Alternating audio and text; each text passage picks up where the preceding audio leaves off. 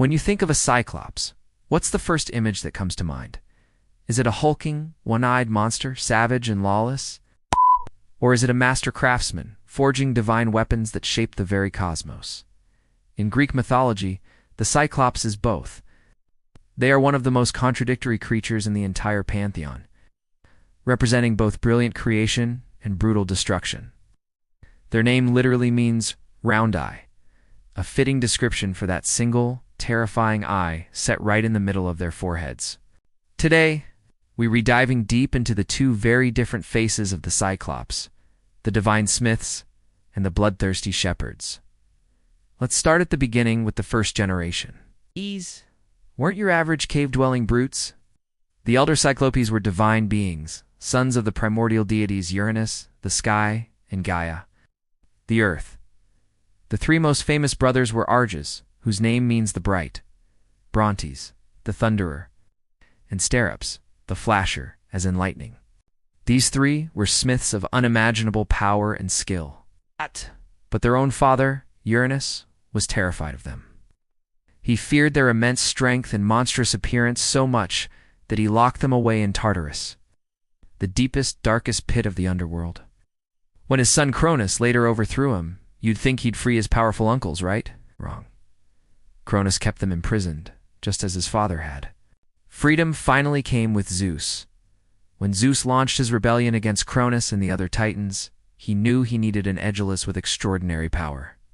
So, he descended into Tartarus and freed the three Cyclops brothers. Overjoyed and eternally grateful, the Cyclopes put their legendary skills to work. They forged three of the most powerful weapons ever created, turning the tide of the great war known as the Titanomachi. For Zeus, they crafted the thunderbolt, the ultimate weapon of devastating, sky-shattering power. For his brother Poseidon, they forged the trident, a weapon capable of shaking the very foundations of the earth and whipping the seas into a furious storm. And for the third brother, Hades, they created the Helm of Darkness, a magical helmet that allowed its wearer to become completely invisible, melting into the shadows. With these incredible weapons in hand, the Olympian gods were victorious. They defeated the Titans and won the right to rule the universe. After the war, the Cyclopes didn't just retire. They became the chief smiths in the divine forge of the god Hephaestus, located deep beneath the fiery volcano of Mount Etna. There, they continued to craft countless legendary weapons and treasures for the gods and heroes of Greece. This first generation of Cyclopes were symbols of immense creative power. The mastery of fire and metal, and the raw forces of nature harnessed for a divine purpose. Now, let's journey forward in time and meet the second, more infamous generation of Cyclopes. These were a far cry from their divine ancestors. This later generation was depicted as a tribe of savage, lawless giants. They lived without a king, without society, and with a profound disrespect for both gods and men. They were simple shepherds, living in caves on a remote island, their lives governed by brute strength and primal instinct. And the most famous, most fearsome of them all was Polyphemus, a son of the sea god Poseidon himself. His story is forever tangled with the epic 10-year journey of the hero Odysseus as he tried to return home from the Trojan War. As told in Homer's Asterisk, Odysseus and his crew, battered by storms and lost at sea, landed on the island of the Cyclopes.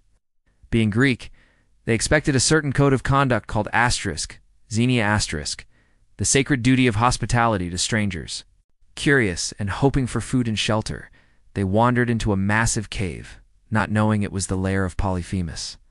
When the one-eyed giant returned with his flock of sheep, he sealed the entrance with a boulder so massive that 24 men couldn't move it.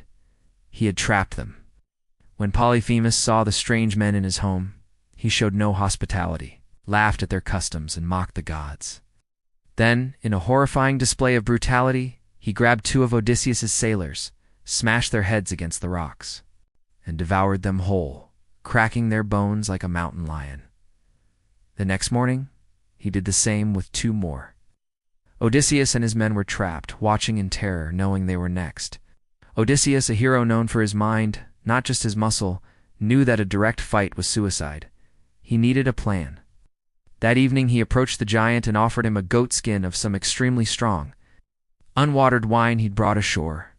Polyphemus, who had never tasted anything so potent and delicious, gratefully drank it all and quickly fell into a drunken stupor. As his single eyelid grew heavy, he asked the hero for his name. Odysseus, with a flash of cunning, replied, "My name is Nobody." The giant grunted that he would eat Nobody last as a gift before passing out cold. This was their chance. Odysseus and his 4 strongest men had taken a massive olive wood staff, sharpened its tip, and hardened it in the fire. Now, with all their combined strength, they lifted the stake and plunged it deep into Polyphemus's single, sleeping eye. The giant awoke with a roar of agony that shook the very mountains. The other Cyclopeans on the island heard his screams and rushed to the outside of his cave, shouting, "Polyphemus, what's wrong? Who is hurting you?" The blinded, enraged giant could only scream back the truth. "Nobody is hurting me. Nobody is killing me." Confused, the other Cyclopeans figured he must be sick or cursed by a god, so they just shrugged and went back to their own caves, leaving him to his fate. But they weren't safe yet. Though blinded, Polyphemus sat by the sealed entrance, his arms outstretched, planning to catch anyone who tried to escape. Once again, Odysseus's brilliance saved them. He took the giant's huge rams and tied each of his men to the thick, woolly underside of 3 sheep bundled together.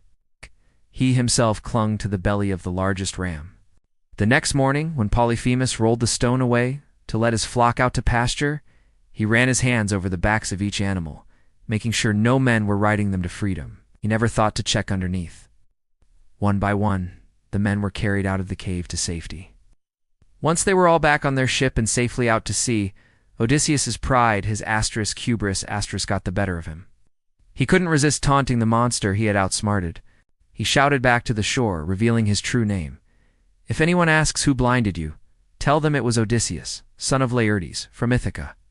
This was a fatal mistake. Polyphemus, hearing his tormentor's real name, lifted his hands to the sky and prayed to his father, the sea god Poseidon.